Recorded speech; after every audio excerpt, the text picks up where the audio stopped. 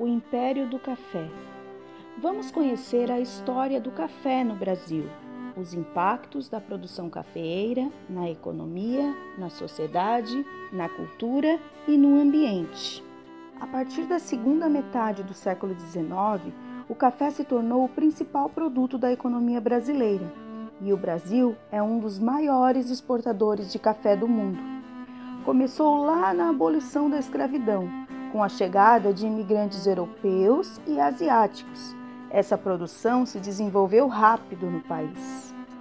O cafeeiro é um arbusto que pode medir até 10 metros.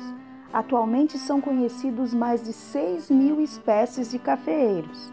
É uma planta que se adapta a locais tropicais, porque seu cultivo requer um clima quente e úmido.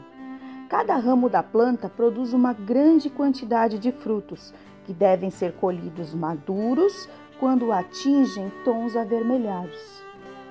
Em cada fruto, normalmente, há 2 sementes, que são torradas e moídas, passando por um longo processo até resultar no café, tal qual conhecemos. Naquela época, se vivia no império. Império é uma forma de governo em que as pessoas são governadas por um imperador ou imperatriz. Seria uma grande autoridade.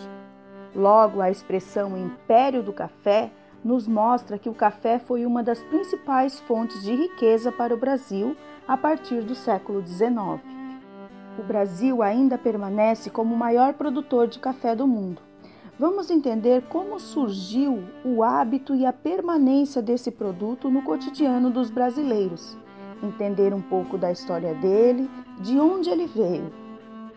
No passado, o café é consumido de maneiras diferentes do que ele é hoje. Ele acompanha quase todas as refeições e era servido com carne seca, farinha de mandioca e angu. A planta cafeeira tem origem africana.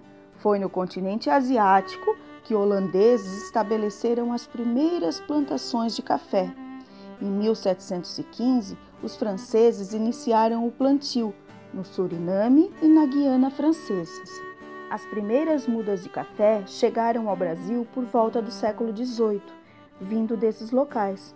Começaram a cultivá-la na região amazônica, pequenos produtores, e foram se espalhando pelo Nordeste, chegando até o Sudeste e o Sul do país.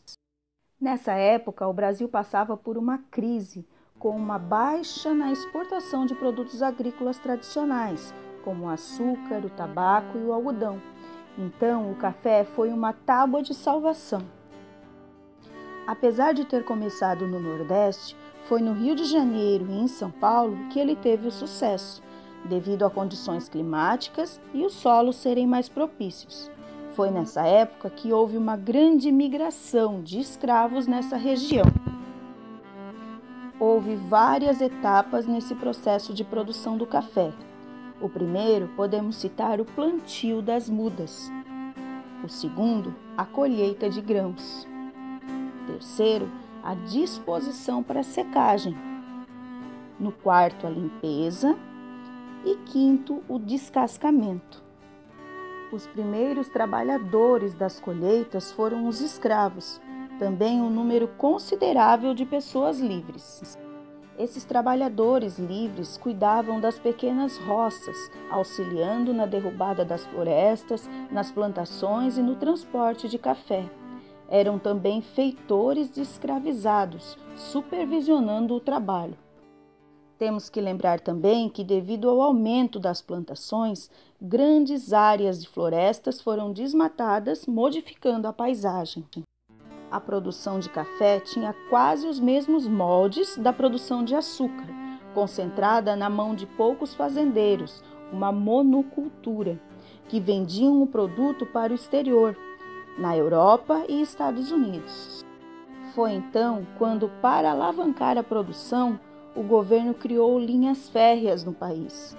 A primeira locomotiva passou a fazer o trajeto de Fragoso, que fica em Magé, até o porto de Mauá, que fica no Rio de Janeiro. Depois foram construídas outras com iniciativa privada. E as etapas do transporte dos grãos de café ficou conhecido como Ouro Verde. O trem nessa época era eficaz, pois conectava áreas litorâneas e interioranas. Com todo esse desenvolvimento, a cidade de Santos adquiriu grande importância nessa época.